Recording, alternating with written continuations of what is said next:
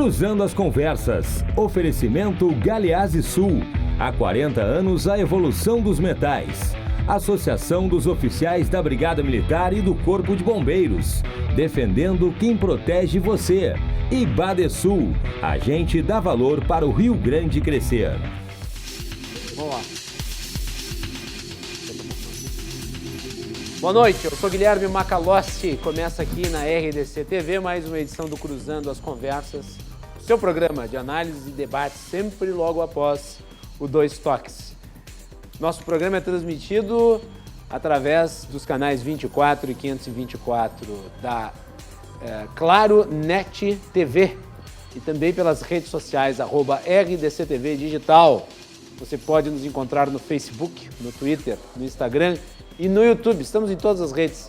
A sua participação é muito importante. Não deixe de enviar a sua mensagem no live stream do Facebook, que já está no ar, e também através do WhatsApp, que também é uma opção para vocês que nos acompanham.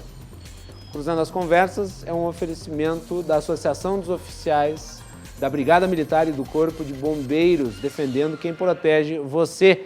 Badesul, a gente dá valor para o Rio Grande crescer. E também de Galeazzi Sul, há 40 anos a evolução dos metais. Eu quero começar o programa de hoje parabenizando aí o movimento de combate à impunidade.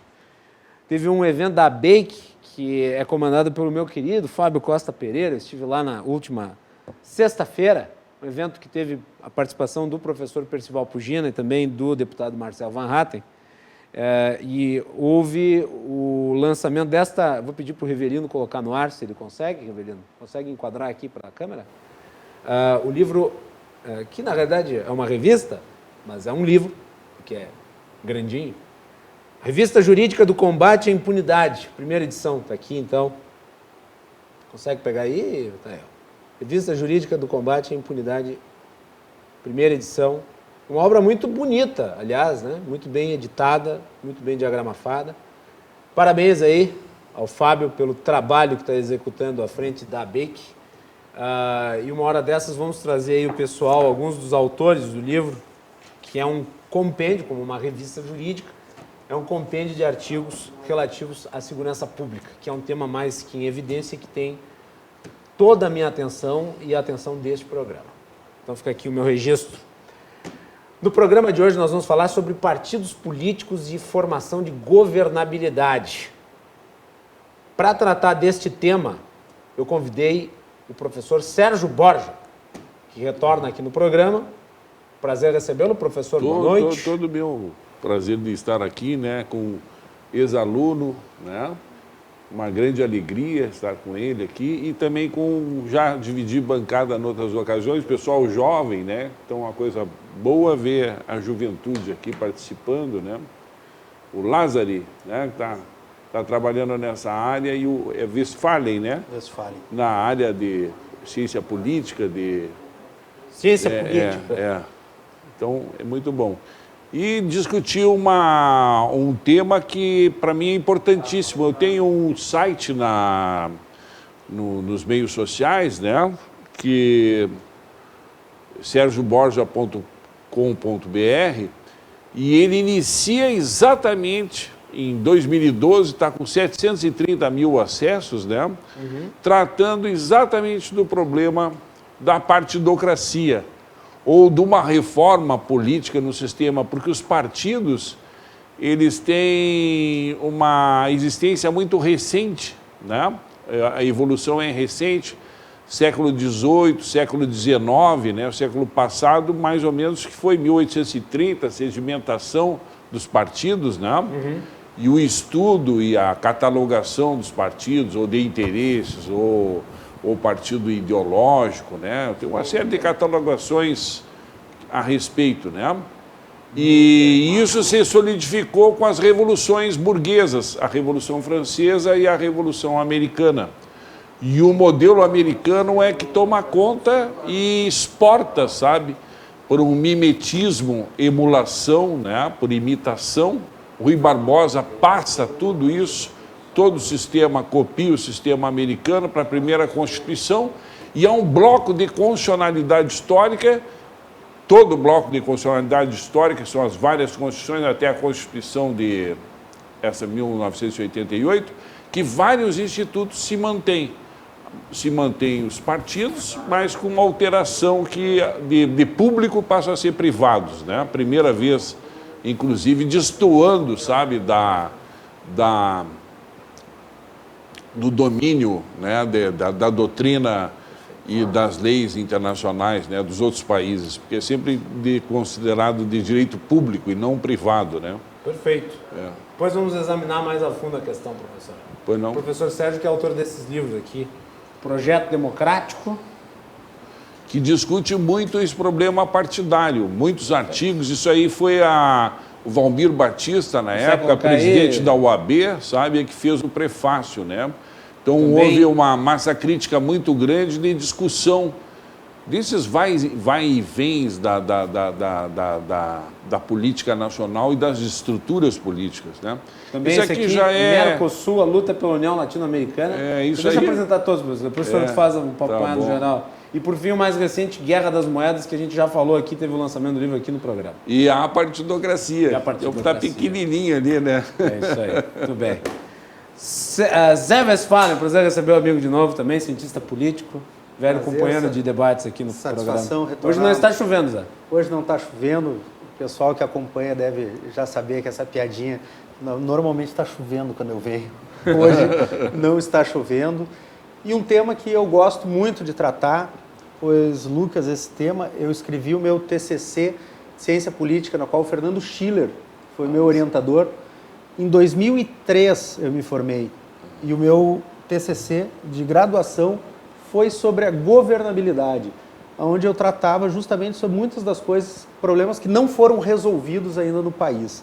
Mas eu quero já iniciar aqui trazendo um dado rápido para esquentar aqui o debate, para falar sobre o problema de governabilidade no Brasil. Vamos lá. Nós tivemos, desde a redemocratização, desde a nova Constituição, da última Constituição de 88, 7 presidentes assumiram.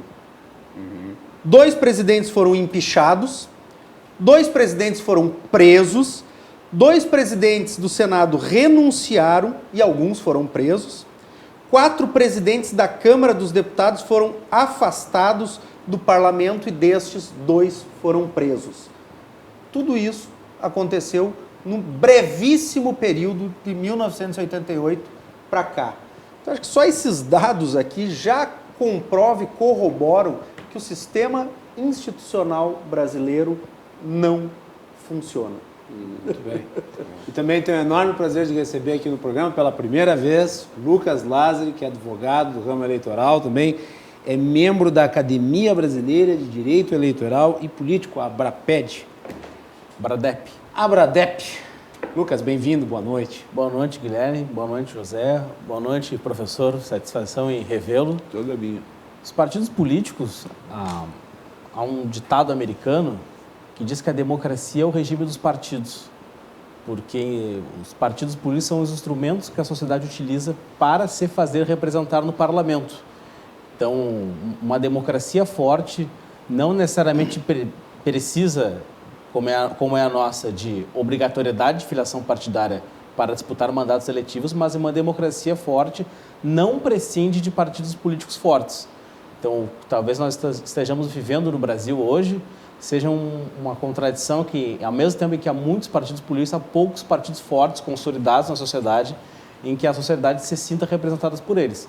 Mas nesse momento, não tenho dúvida alguma de dizer que enfraquecer os partidos e tirar deles poderes, tirar deles o monopólio da representação política seria um erro.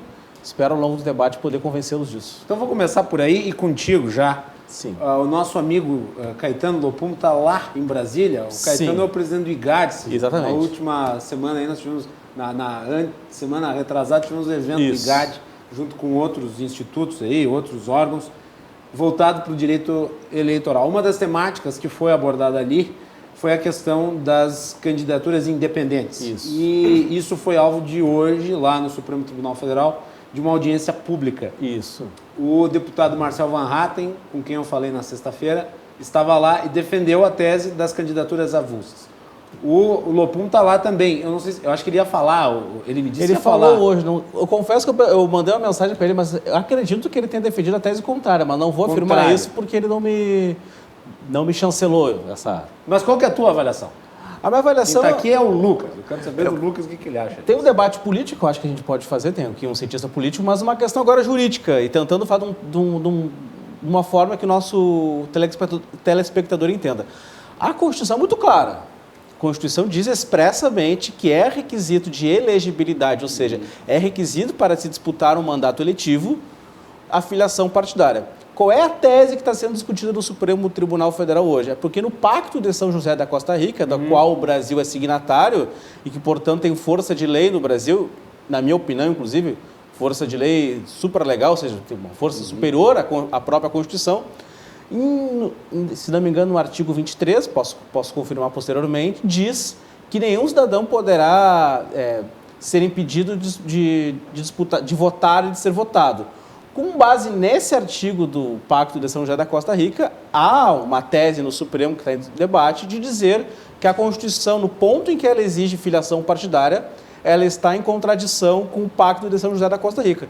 Eu, respeitosamente, não aceito essa tese, porque se a gente for levar as últimas consequências de qualquer regra constitucional que crie barreiras para que alguém dispute um mandato eletivo, como, por exemplo, idade mínima, como o fato de ser alfabetizado, nós estaremos dizendo que o Pacto de São José da Costa Rica nos obriga a, por exemplo, permitir que um adolescente seja candidato à presidência da República, porque se a tese vale para permitir candidatura avulsa, também valerá para permitir que adolescentes que não possuem a idade mínima que a Constituição exige possam disputar um mandato eletivo.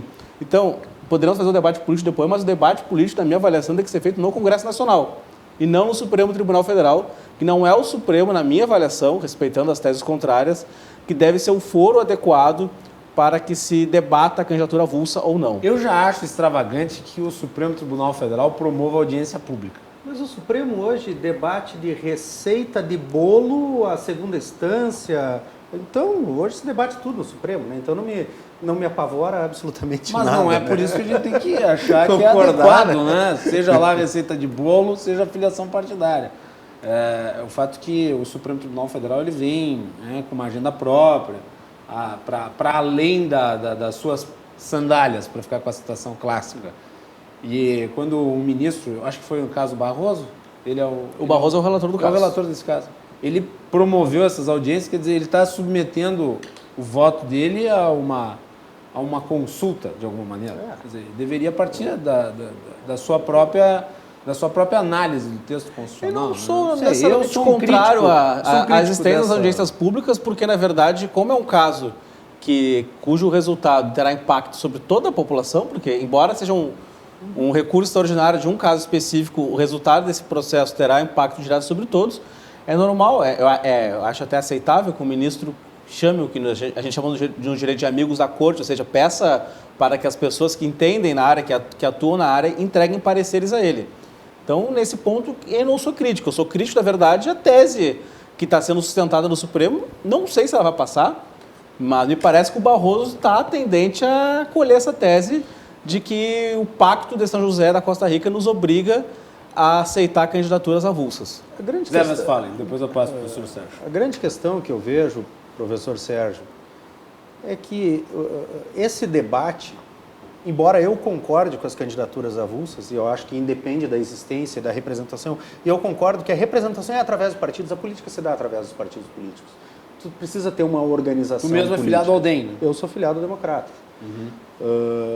Mas eu não acho que o Estado tem que impedir alguém de ser candidato.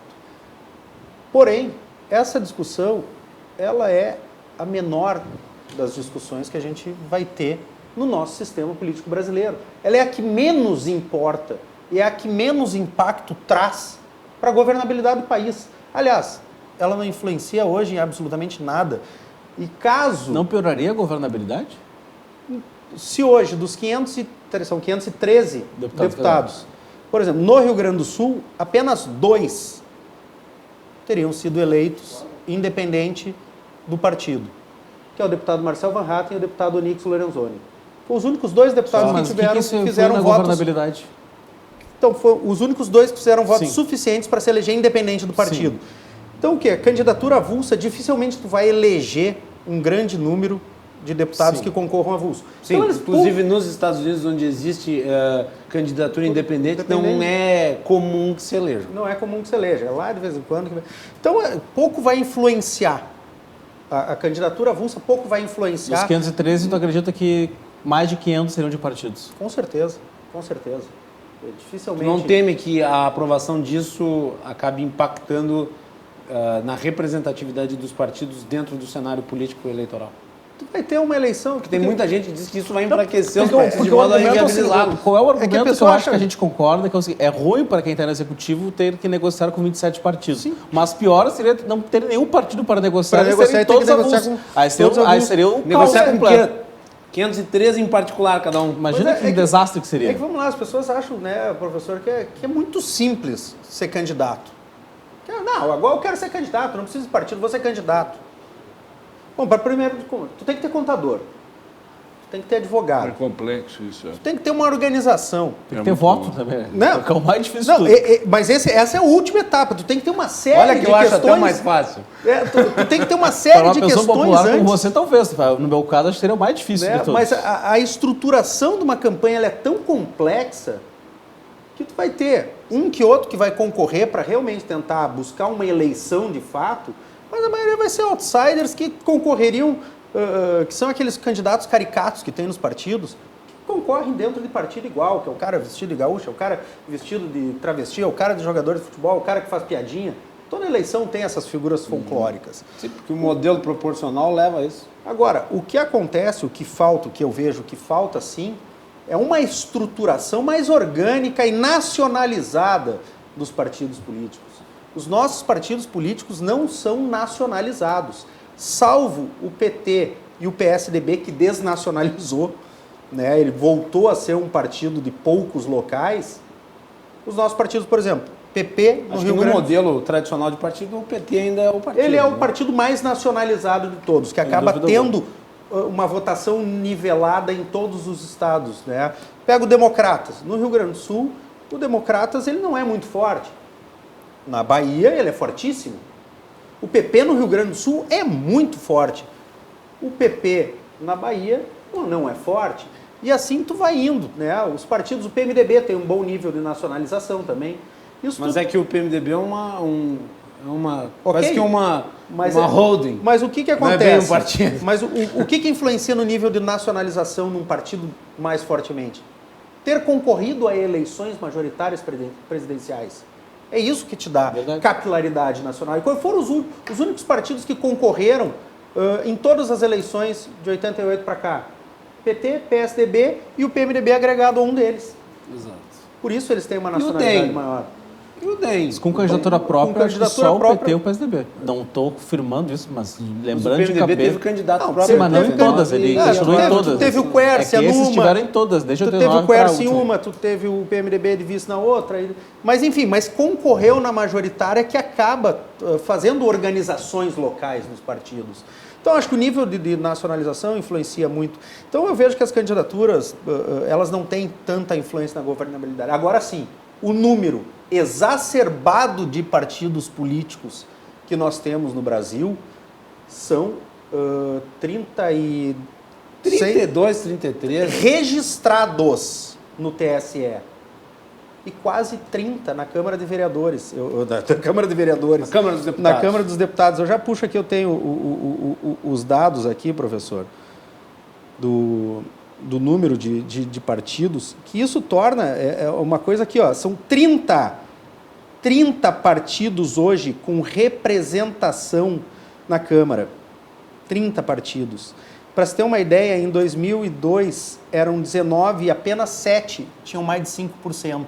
Hoje, nós temos 11 com mais de 5% de representação, ou seja, tu é obrigado, o presidente da República é obrigado a sentar com no mínimo 11 partidos, pois esses detêm a maioria absoluta das cadeiras da Câmara. Olha a complexidade disso. Muito bem. Mais algum apontamento antes de eu passar para a palavra para o Vamos professor? ouvir o meu professor. Vamos ouvir o professor Sérgio. Professor, por que no Brasil as pessoas são tão distantes dos partidos políticos? Parece que tu lê pensamento, sabe? Telepata, porque eu ia começar dizendo assim, eu com 35 anos lecionando direito constitucional, lecionando ciência política, sabe? Inclusive estou aqui com o meu professor, aluno, né? Professor dele, e inclusive entrando com essa tese que ele colocou, sabe, que pegou e retirou do Pacto de São José, sim, né? Eu tive essa argumentação há 2 anos atrás, a eleição foi 2 anos atrás, né, sobre pedindo uma candidatura avulsa para o Senado, ou uma candidatura independente. Disso. Não sabia disso. Aqui no Rio Grande do Sul. E o Tribunal Regional Eleitoral não deu, exatamente porque o Supremo Tribunal Federal, a estrutura, né, ele era uma questão de relevância nacional, sim, e aí eles não podiam se manifestar, sim, sobre isso, né? Mas, exatamente, com 35 anos dando aula, e eu não fui só professor de ler nos livros, eu também tive as minhas iniciações políticas, várias candidaturas, foram 5 ou 6 candidaturas para todos os cargos, vereador, deputado estadual, deputado federal, né? E o problema que eu localizei na experiência prática, porque a teorética, sabe, o ideal que a teoria e a lei colocam, e que os juízes, porque os juízes não têm, eles também leem, sabe, do ponto de vista como os alunos, como os professores isolados na academia, fazem a leitura como Platão, da perfeição, do que deve ser perfeito, do que deve ser perfeito, mas a realidade é totalmente imperfeita. E o fenômeno social que surgiu agora das redes sociais colocou em embate, sabe, todo esse processo da estrutura política, não só a nossa, nacional, mas as demais. Por quê? Porque esse processo de partidos políticos, as estruturações, elas têm 150, 200... A partidocracia? A partidocracia. Isso é um tema, é uma neologia, é um termo novo, né, que não existia, foi criado pelos portugueses. Eu não sei quem dos portugueses lá criou esse nome, porque se você for ver, não existe, né? É como o Guimarães Rosa, né, que criava a palavra, se foi criada essa palavra partidocracia, né? Uhum. Então, o que acontece? Eu localizei na prática real, e com 70 anos eu estou, sabe, que não existe Estado democrático de direito dos partidos, e isso eu concordo com o senhor, totalmente com ele, sabe, que sem partido não existe Estado democrático de direito. Nós não conseguimos, nós temos que ter mecanismos para auscultar, sentir a vontade da sociedade civil e passar isso para a sociedade civil, né? Então, mas a sociedade civil não se vê representada nesses partidos. Não se vê. Pelo menos na maioria deles. Não isso, se aliás, vê. Vai se criando partidos novos. Esse é o problema. E essa estrutura se transformou para ser republicana, e ela se tornou, paradoxalmente, numa coisa feudal e uma coisa monárquica. Porque a república deve mudar, as pedras, né, devem girar para não criar limo, né? E deve se mudar, mas, no entanto, se mantém, inclusive até dinastia de filhos que se elegem, sabe? Vamos dizer, aqui pode estar os Brizolas, tá? E Brizolinha para tudo que é lado, tudo em coisa, sempre tem um filho, né? Em Minas Gerais, né? Um outro convidado aí e tal, né? Tudo isso gera esse problema que são príncipes. Os partidos criam uma descendência, uma casta de sangue azul, sabe? E pior, se tivesse um deputado aqui, ficava difícil nós discutirmos com eles. Nós, vis mortais. Por quê? Porque eles têm imunidade parlamentar formal e material. E essas imunidades criam, sabe, uma auréola de protecionismo permissivo, entende, que não deixa julgar. Então eu estou advogando, isso aqui no meu site e nesses livros aqui, sempre veio dentro disso aqui, uma crítica mais muito forte com um problema estrutural da democracia interna dos partidos. Porque é uma democracia para ingleses verem. Porque, na realidade, tem um chefe, tem um chefete, tem um cacique. Como é que eles chamavam? O dono do partido. Por exemplo, ou três ou quatro donos que recebem ainda do PSL, do Luciano Bivar. Luciano Bivar é o dono do partido. E ele está lá desde sempre. Desde não sei quando, Por que os senhores veem essa expansão partidária, do número partidário? Não é por ideias, que se busca ideias novas para representar dentro do partido. Não. Na realidade, a briga interna pelo domínio do partido faz com que espirre, sabe? Saiam para fora. Aqueles que estavam lutando não conseguiram um jeito de dominar o partido e o sistema vai expandindo. E esse continuismo cria um processo de loteamento do Estado Nacional. É um loteamento total num problema que nós copiamos da Constituição Americana do século passado, do regime de quem indica, de compadrio, quem indica os juízes das Supremas Cortes, quem indica os componentes dos tribunais de contas para fiscalizar, indicam os seus parceiros políticos que ganham uma aposentadoria. Ora, isso afronta. Que é um caso bom. O Cid Gomes nomeou a mãe para o Tribunal de Contas e daí ela aprovou as contas dele. Isso aí afronta a razão. Tem pessoa de mais confiança que a mãe. Isso aqui afronta a razão, porque é chamar o sujeito de tolo, de idiota. Tu raciocinar, um simples raciocínio, tu vê que um sujeito indicado não vai ser o inimigo da pessoa, que só é indicado um sujeito que está debaixo do braço muito amigo, ou que deve favor, ou que vai cumprir favor, que é a troca de favor. Então isso está instituído todo no sistema republicano. Um regime está lá no Código Penal, advocacia administrativa, tráfico de influência, mas, no entanto, juridicamente, politicamente, se institui um regime que faz tráfico de influência e advocacia administrativa legal. É esse o problema, sabe? Que esse sistema dessa partidocracia é indutor da corrupção, do loteamento do Estado, através também de indicação de cargos, sabe? Loteiam o Estado, retiram tudo e se separam. Aqui nesse livro, A Partidocracia e a Moeda, mostra como a partidocracia dona do Estado emite moeda para ganhar eleições, emite moeda ou vende divisas, 70 bilhões torra numa semana, sabe?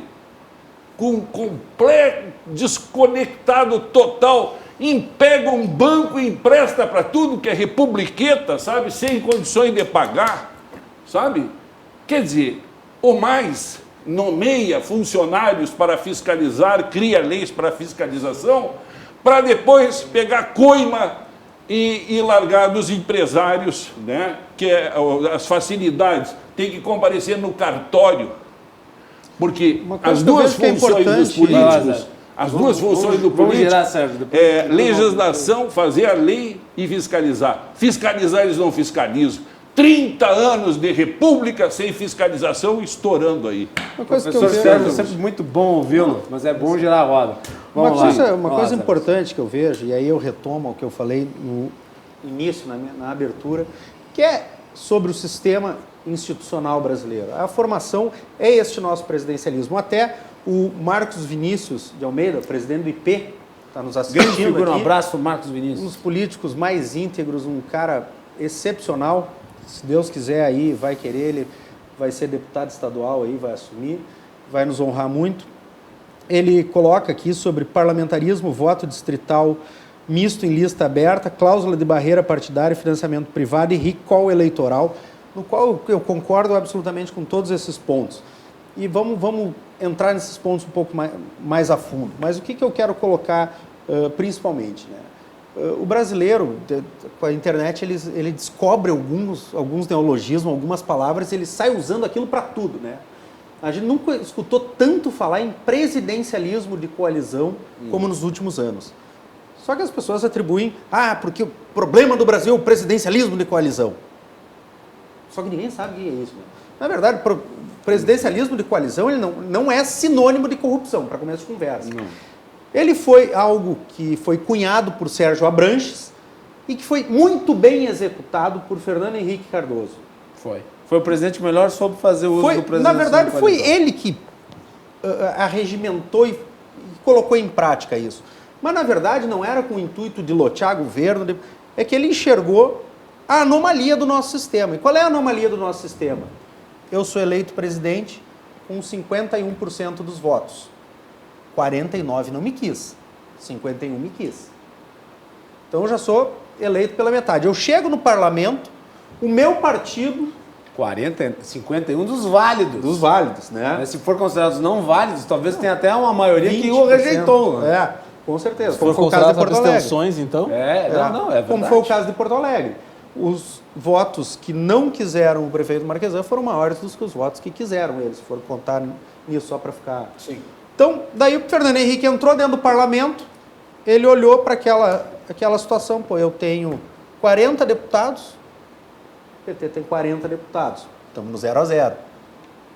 Eu tenho que buscar dentro do parlamento formar o meu governo.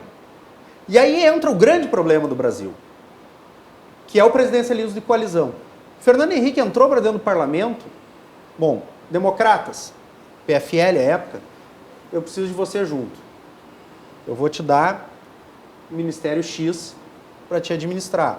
PMDB, PDS, Só que aí entra dentro do Democratas. Eu tenho que nomear alguém da Bahia porque é o núcleo mais forte, mas eu preciso também dar um ministério, uma secretaria importante para o outro estado para poder equilibrar dentro do partido. Isso. PMDB. Eu tenho que contemplar o Renan, mas eu não posso deixar fora o Jader, eu tenho que contemplar o fulano do estado. E assim foi se criando toda uma engenharia política dentro do governo para poder contemplar as diferentes clivagens, as diferentes forças políticas existentes dentro de cada legenda e de cada estado. Então se criou um estado gigantesco. E um conjunto, uma miscelânea de interesses. Para poder acomodar toda essa turma dentro do governo e conseguir governar e aprovar. E o Fernando Henrique conseguiu, ele aprovou. Lula entrou, olhou aquele sistema que funcionava e deu um upgrade. Foi uma versão aprimorada, irrigada a muito dinheiro. Pessoal, por que também eu vou ficar negociando com os partidos? Porque além de tu ter que negociar com o líder, tu acabava negociando com os parlamentares também. Foi o deputado Eliseu Padilha que cunhou uma vez uma frase muito boa que diz: bezerro não reconhece vaca. Ele não sabe quem é a mãe, tudo é vaca. Então o quê? Os deputados eles não seguem o líder do partido. O líder do partido ele vai dar orientação, vai dizer o que vai fazer, mas tu acaba tendo que negociar com todos os parlamentares. Lula olhou para isso, o que eu vou fazer para facilitar a minha vida? Vou comprar os deputados, e aí surgiu o mensalão. E aí se criou esse sistema político maluco no Brasil, que é o presidencialismo de coalizão, que ele não nasceu como algo corrupto. Ele nasceu como algo para tentar equalizar um sistema onde hoje, por exemplo, o presidente Bolsonaro precisa negociar com 11 partidos relevantes dentro do governo, com 20 para conseguir uma maioria constitucional para aprovar, como foi o caso da Previdência. Acho que é importante ressaltar aqui o fato de que o Fernando Henrique foi o segundo presidente eleito após a redemocratização, né, depois do Collor. E, de fato, ele foi o criador desta modalidade de governança. E o fim, como tu bem ressaltou, não era um fim corruptivo, era um fim administrativo, de governabilidade. De dar uma junção, de dar uma orientação, uma linha, que era importante para aprovar uma série de medidas. Não era uma linha real, lei de responsabilidade fiscal, privatizações, teve uma agenda. Agora, o modelo também é um modelo propício para corrupção. E eu não estou dizendo que naquele período também não houve. Também houve.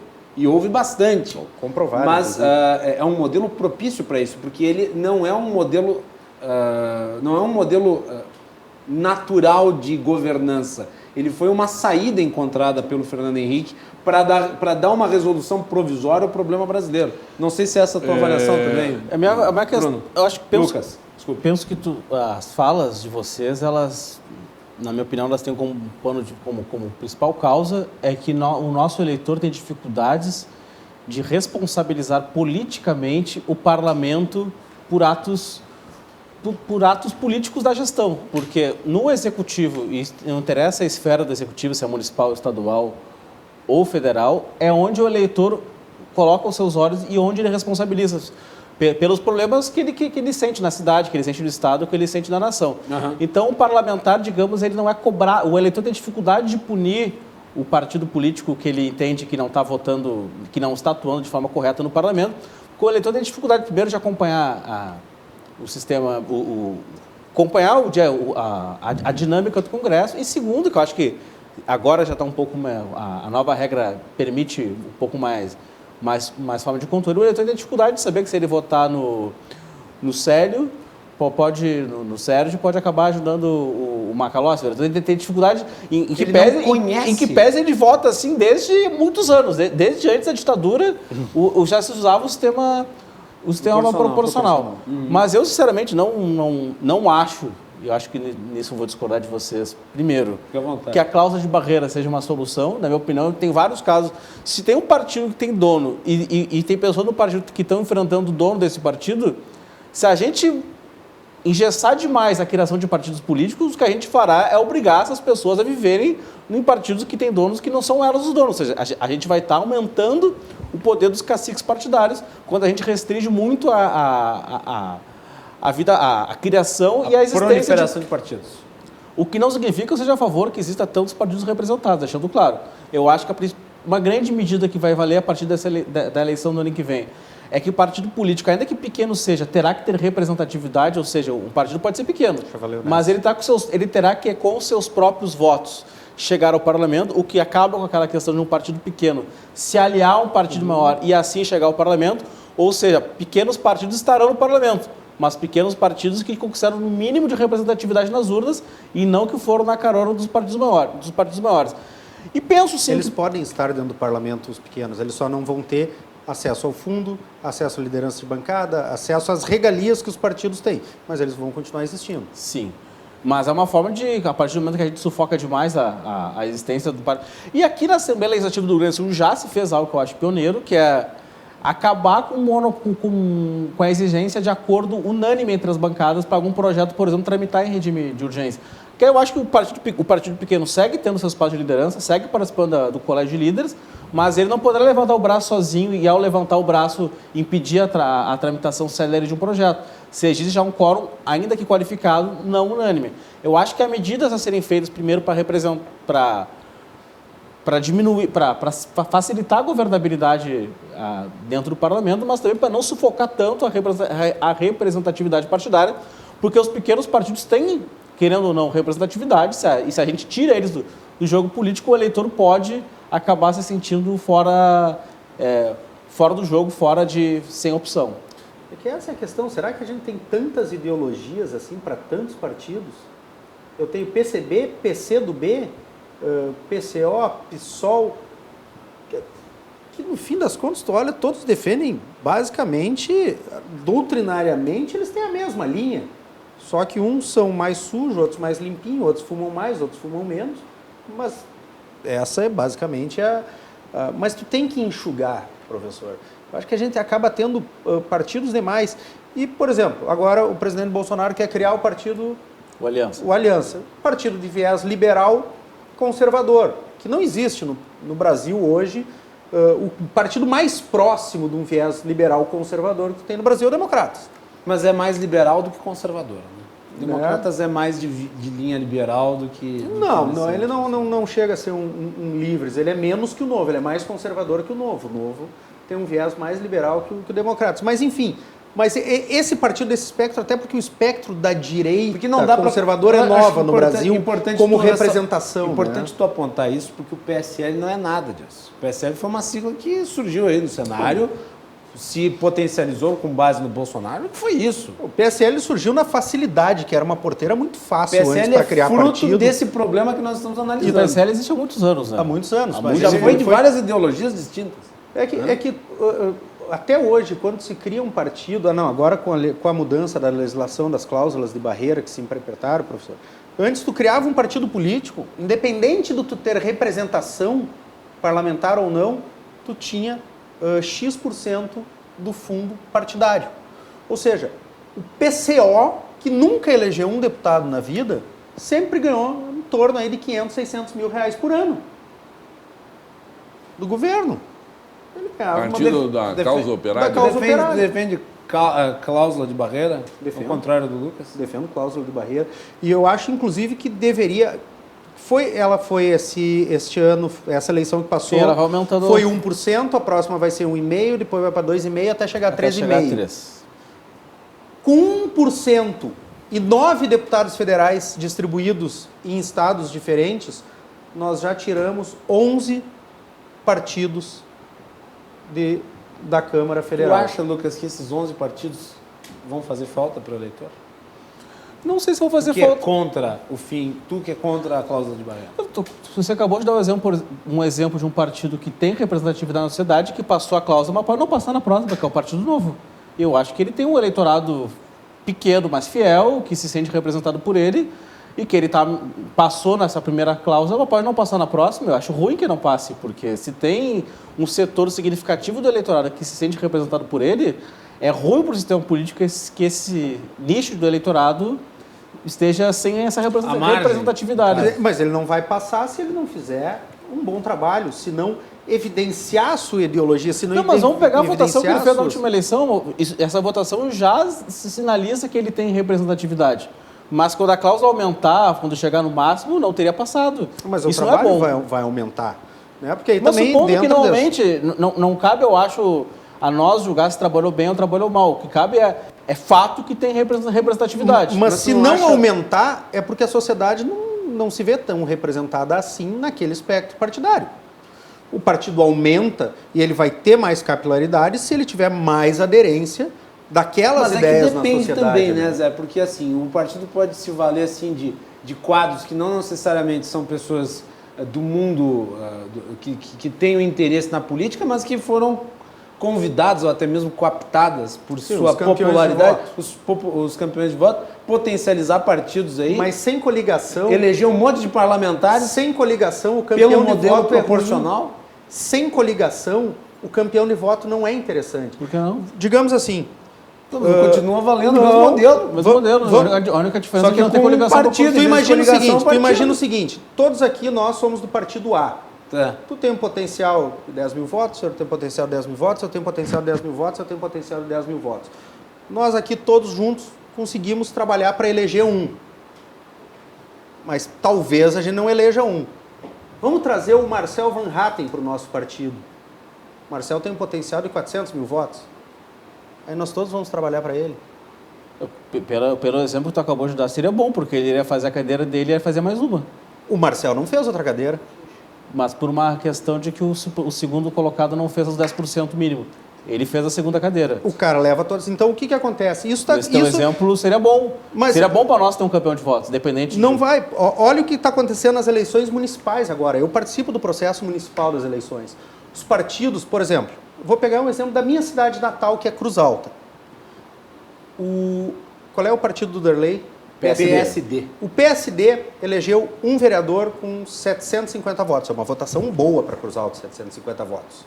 Uma votação boa. Mas elegeu numa coligação com o Solidariedade, com o... mais uma outra sigla.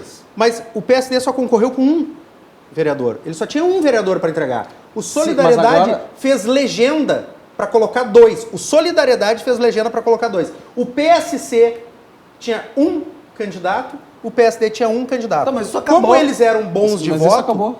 Sim. Mas isso aconteceu na eleição passada. Como agora não tem coligação, o que aconteceu? Tanto o candidato do PSC quanto o candidato do PSD, que são campeões de votos, não estão encontrando partido. Por quê? Porque Eles o são candidato... campeões, mas não são puxadores, essa coisa é diferente. Eles são campeões, mas não são... É que tu deu um exemplo de alguém que faz 400 mil votos. Talvez, mas... No exemplo deu que é 10, 10, 10, nós não iremos querer um de 12, mas um de 400 nós vamos querer. Talvez, mas o que acontece? Conclui, Zé, pra passar pro mas Sérgio é e que depois aí vamos que pro tá, intervalo. essa coisa dos partidos trazer, o cara faz muito voto, eu vou trazer o cara pro partido. Tu traz o cara que faz muito voto pro partido, o cara que faz médio voto, o cara que é mais ou menos, o cara vai olhar, mas eu vou trabalhar para eleger esse cara, eu salto fora desse partido. Então, vai mudar muito essa eleição que vem. Essa eleição tem uma nova lógica. Vamos observar como ela vai se dar. Professor Sérgio. Não, a Constituição estava falando do presidencialismo de coalizão, né? E aquele problema do nasceu primeiro o ovo ou a galinha, né? E eu acho que juridicamente, sabe, a Constituição de 88, especificamente com relação a isso, ela é irmã chipófaga da Constituição de 46. A Constituição de 46, ela criava, ela se aperfeiçoou de tal forma, saiu da ditadura varguista, né? E criou mecanismos fortificando, transferindo para o Congresso Nacional, a soma das duas casas, a Câmara dos Deputados e o Senado, transferindo poder maior do que o presidente da República, o que às vezes criava crises. E a Constituição de 88 foi mais longe com isso, com esse aperfeiçoamento, porque saiu de Vargas e ainda mais depois Constituição de 67, 69 e o movimento de 64.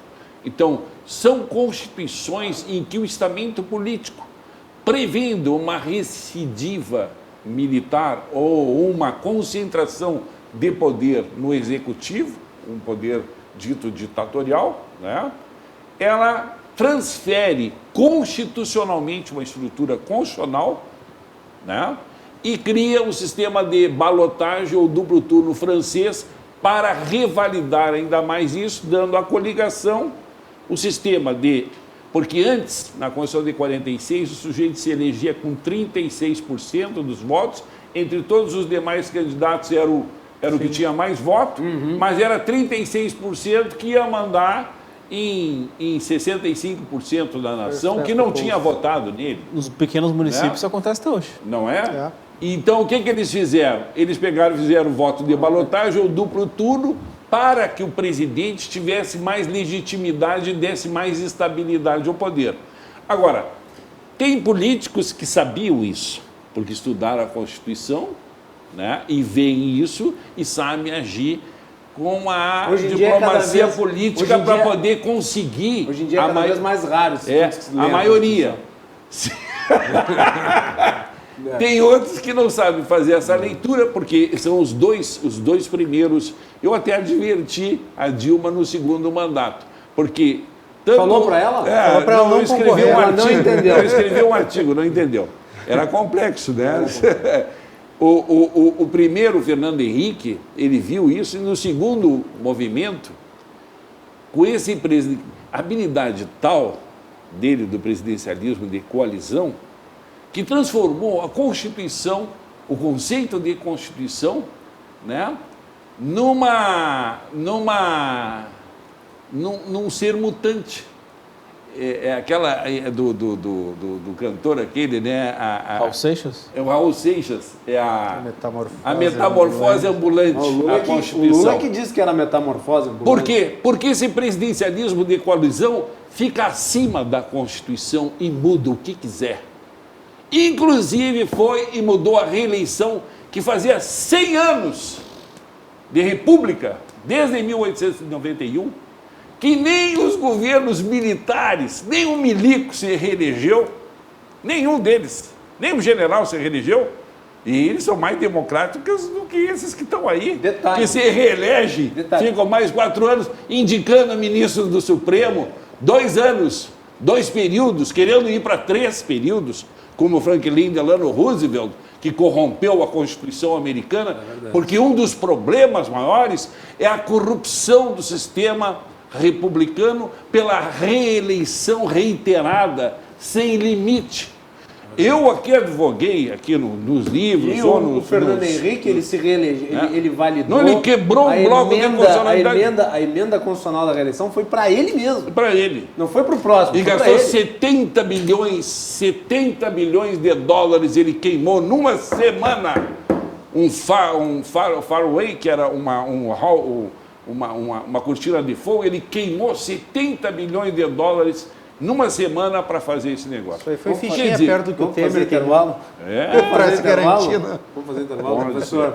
Nós temos que ir para o break. Esse bate-papo está muito bom sobre partidos políticos e coalizão para governabilidade, que é um assunto sempre muito discutido. Aí entra o parlamentarismo que eu queria discutir isso. Depois nós vamos discutir sobre isso aqui no programa. Vocês estão acompanhando o Cruzando as Conversas na RDC TV. Já voltamos. Esse tema é complicado, Mas é muito bom. teórico.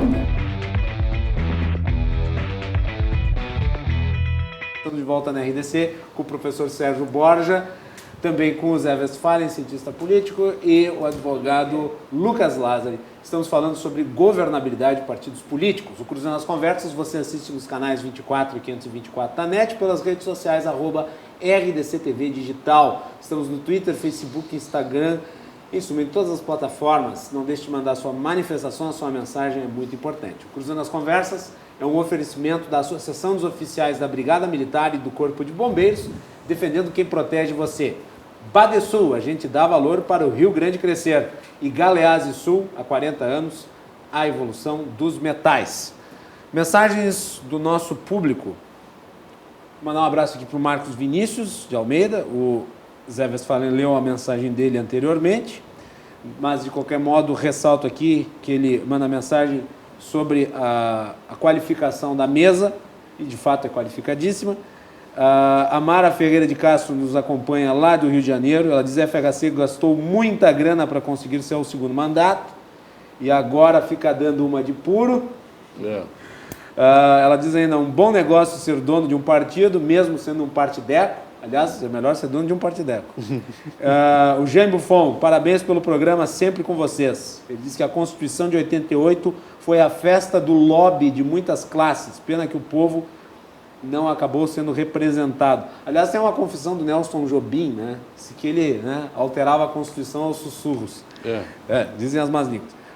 O Paulo Ricardo Chaves Garavello, ele diz que diminuir o número de políticos e suas regalias em municípios, estados e na federação. Ele defende a diminuição das regalias. Pedro Henrique Pasquale, lembrando que nas eleições proporcionais não há voto nominal, todos dependem das legendas. É verdade, tanto é que no voto para o legislativo, as vagas são do partido, por isso tem essa polêmica sempre aí, né? Agora, inclusive, da saída do pessoal ligado ao Bolsonaro do PSL, o temor de se perder os mandatos. Quando o Bibo Nunes esteve aqui no programa, ele inclusive disse que a saída tinha que ser estratégica e cercada de certeza jurídica, porque havia o risco, né, de eventualmente ser questionado na justiça. Por fim, o professor, nosso querido Roger Fischer, ele diz o seguinte: não vejo problemas na criação de novos partidos.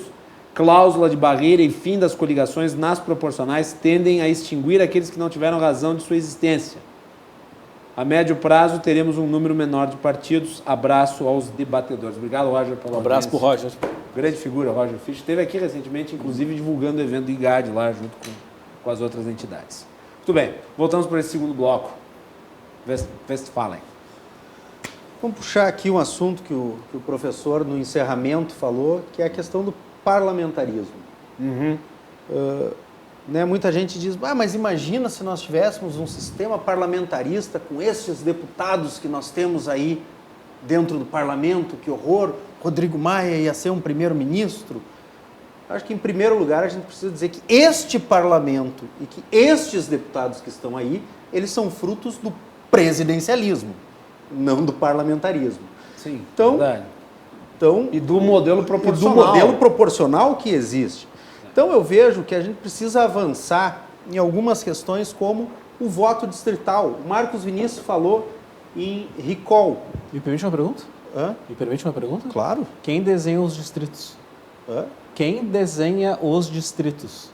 Tu pode usar, por exemplo, a própria definição da FAMURS, da Federação dos Municípios. A FAMURS tem uma distribuição regional muito boa.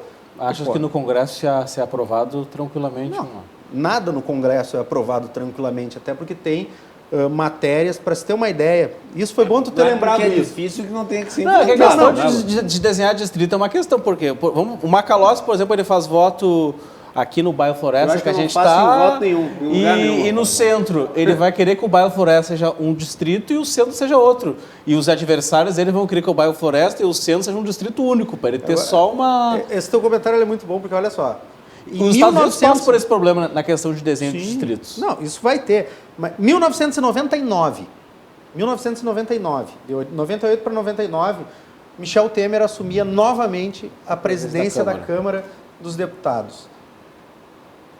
Primeira entrevista dele diz: a prioridade deste parlamento é aprovar a reforma política.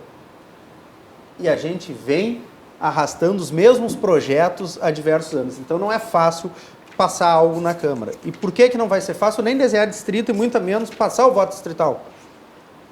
Porque por que os deputados que fazem leis e aprovam leis irão aprovar uma lei que vai gerar incerteza sobre o mandato deles? A não ser que a lei aprovada seja Não por vão. um prazo longo. Muito longo. Tipo, daqui a 3 eleições. Talvez o ideal fosse isso, fazer uma grande reforma já com o debate acordado que é para daqui 3 eleições. Aí talvez. Mas era o Juscelino que dizia que o Congresso é uma casa de vencedores que não mudará as regras para perder.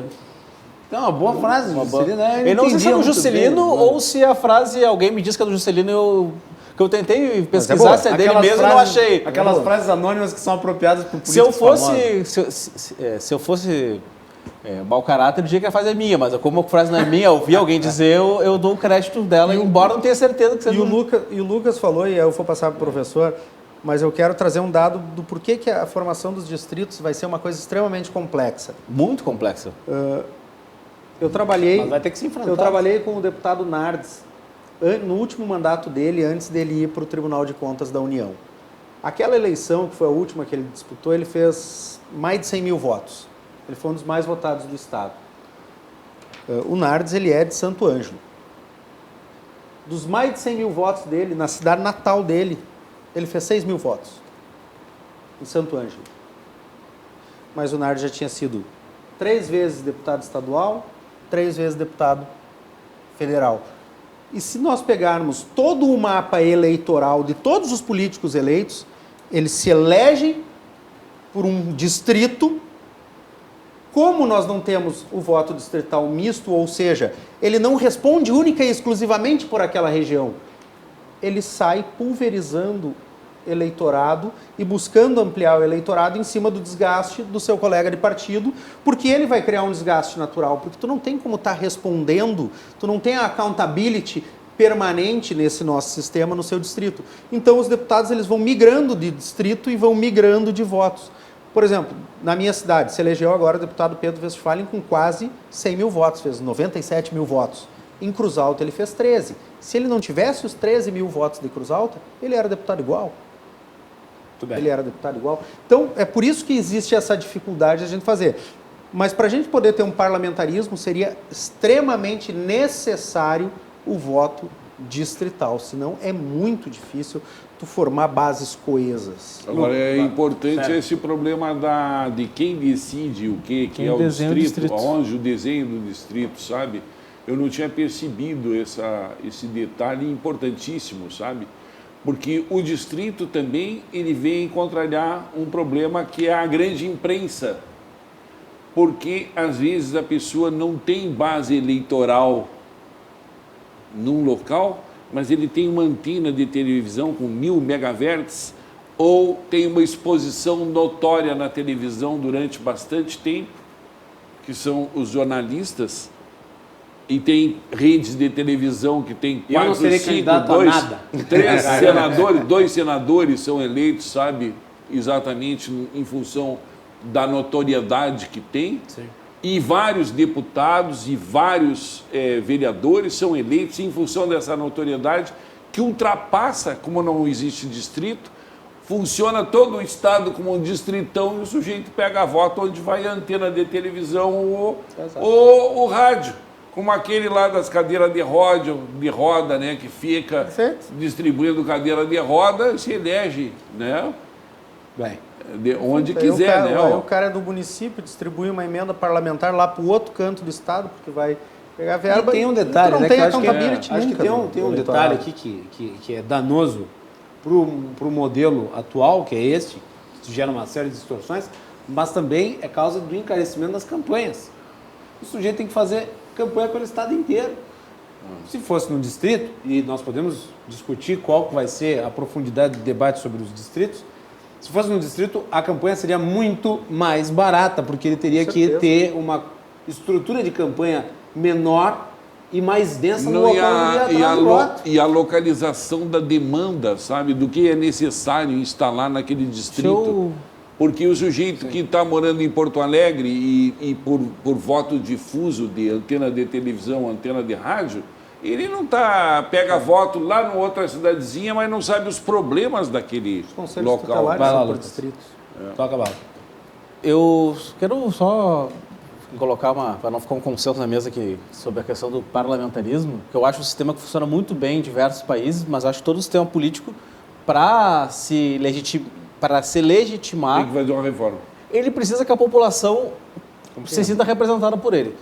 Eu vou explicar de forma até um pouco grosseira, peço para o cientista político até me Seja corrigir se eu grosseiro falar. o máximo possível. O parlamentarismo, porque esse país precisa me diz se eu de estou sendo muito grosseiro. Os parlamentarismos nada mais que é do que o chefe político da nação, ao invés de ser eleito diretamente pelo povo, como é a eleição de presidente da República, é eleito pelo Congresso, cujos membros são eleitos pelo povo. O que precisa para o parlamentarismo ser um sistema político legitimado perante a população, que é como acontece em grandes países da Europa, em vários países da Europa, não em grandes países da Europa, em vários países da Europa.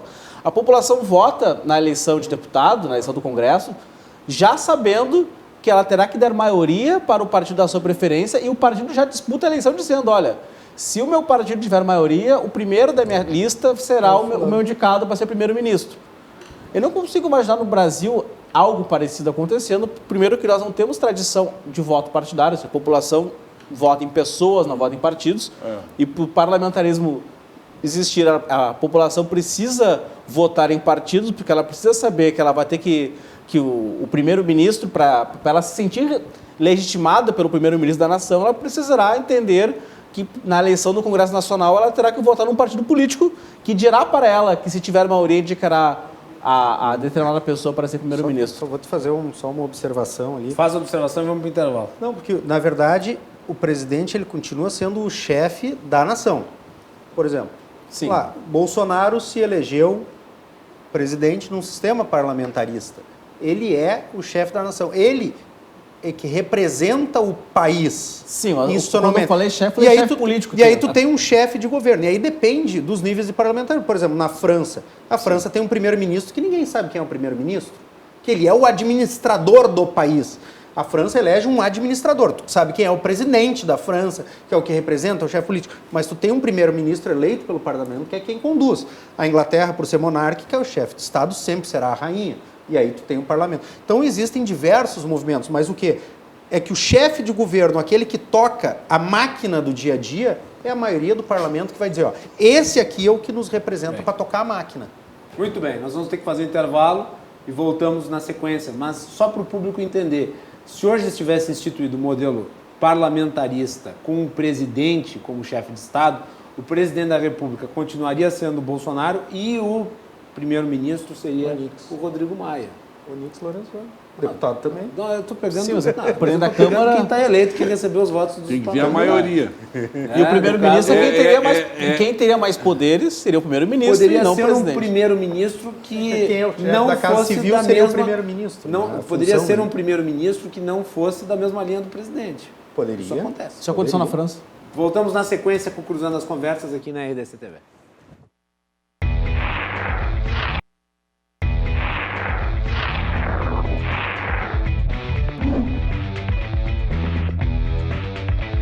bloco muito curto, tá? Então, intervenções curtas. Senhores, estamos de volta aqui na RDC TV com Cruzando as Conversas. Hoje estamos analisando a questão dos partidos políticos e da governabilidade. Tenho aqui na mesa comigo os meus caros Sérgio Borja, Zé Westphalen, Lucas Lázari, e você pode nos assistir pelos canais 24 e 524 da Claro Net TV e pelas redes sociais @RDCTV Digital. Cruzando as Conversas é um oferecimento da Associação dos Oficiais da Brigada Militar e do Corpo de Bombeiros, defendendo quem protege você. Badesul, a gente dá valor para o Rio Grande crescer.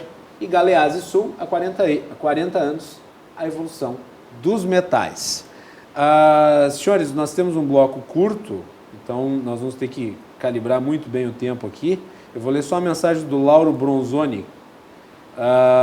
Ele manda um abraço para o Zé Westphalen e para os demais integrantes da mesa. Ele diz que o problema são os currais eleitorais mantidos a alto custo. Quem tem mandato pode manter. É desleal. A diferença de poder aquisitivo é mantida a qualquer custo por políticos que mudam de nicho de voto a cada eleição. Professor Sérgio, volto com o senhor. Eu como é curtinho, né? Eu digo assim, para fazer parlamentarismo, para o presidencialismo mudar, tem que fazer essa reforma política. E se continuar essa reeleição indefinida, eu acho que a crise vai aumentar, porque o povo, desde 2003, já está nas praças públicas e vai acontecer a mesma coisa que aconteceu na Espanha, vai acontecer no norte da África, sabe? Que a economia tem uma série de problemas que eu coloco aqui nesse livro, com a moeda, sabe? E que isso não adianta fazer essas reformas que fazem, e o povo vai sentir, a reivindicação vai ser mais forte, e com a falta de confiança que a partidocracia tem do povo, não adianta mudar o sistema, sabe, se continuar a mesma coisa, porque o povo não tem confiança neles. Então, o único jeito era diminuir o mandato, uma ou duas vezes se reelege e vai renovando, sabe?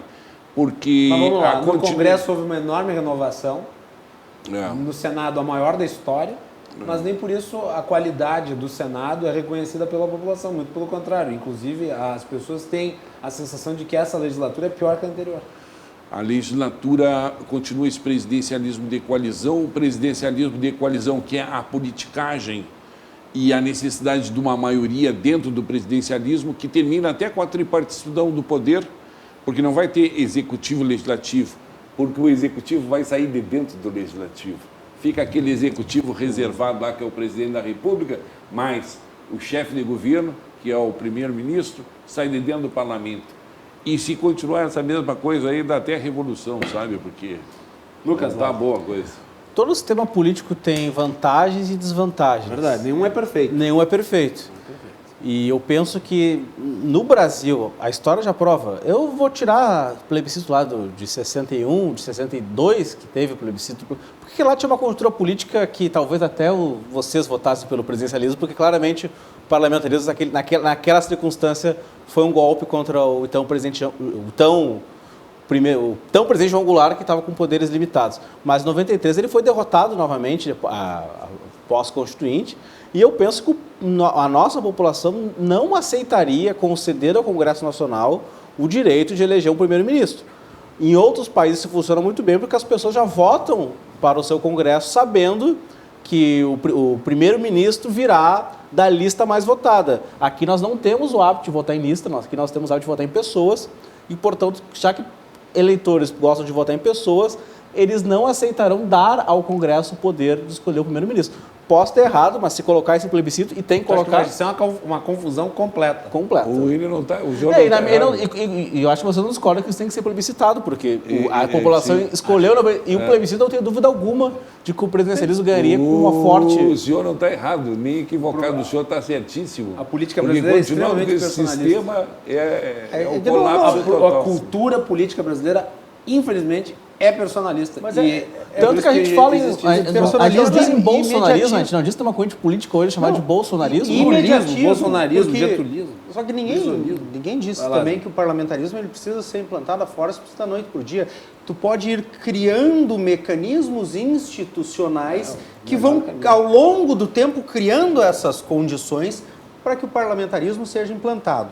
Então, eu quero finalizar dizendo que a gente está vivendo um momento completamente único no país em termos de governabilidade.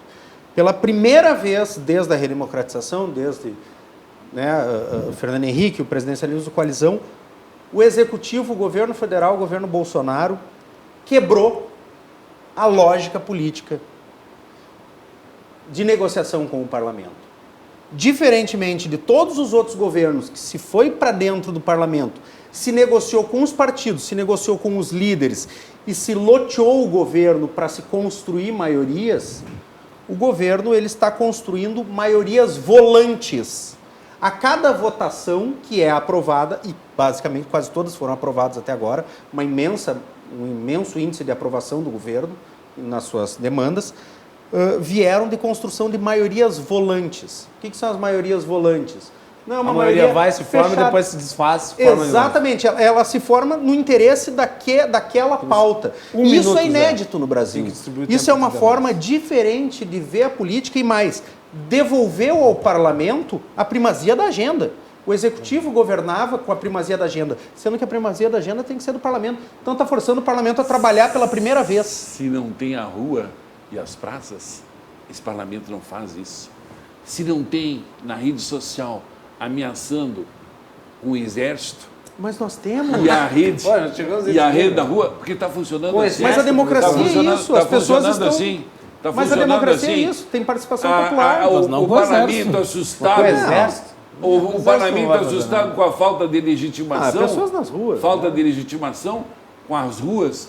Eles pegam e criaram esse exército sistema nunca vai- altamente. nunca vai fazer não vai, nada. mas assustam, botam, eles assustam. Bota, olha o bicho papão aqui, ó. Tá sempre na internet. Olha, o bate-papo é excelente. Nós tínhamos 1 minuto quando eu informei ao Zé que... Passou já 1 minuto. Já passou 1 minuto, vou dar 10 segundos para cada um se despedir. Professor, muito obrigado. Eu que agradeço. Lucas, obrigado por ter vindo. Volta Boa noite, outras Marrone. vezes, por Muito favor. obrigado, muito obrigado. Recebi com muita satisfação a sua presença aqui no Obrigado. programa. O Sérgio já veio outras vezes, o Zé também. Quero que tu retornes aqui de novo, tá bem? Zé, obrigado. A satisfação e aos amigos que estavam assistindo aí, um forte abraço. Muito bem, senhores. E amanhã nós voltamos aqui com a participação de um dos maiores juristas aqui do Rio Grande do Sul, César Saldanha, acompanhado do meu querido Vinícius Boeira e também do Thiago Moisés, para falar sobre esses assuntos também. Nós vamos continuar esse debate. na edição de Ele amanhã. é parlamentarista e monarquista. Então, temos que trazer todas as correntes políticas. liberal. E liberal. Boa noite e até mais. Olha,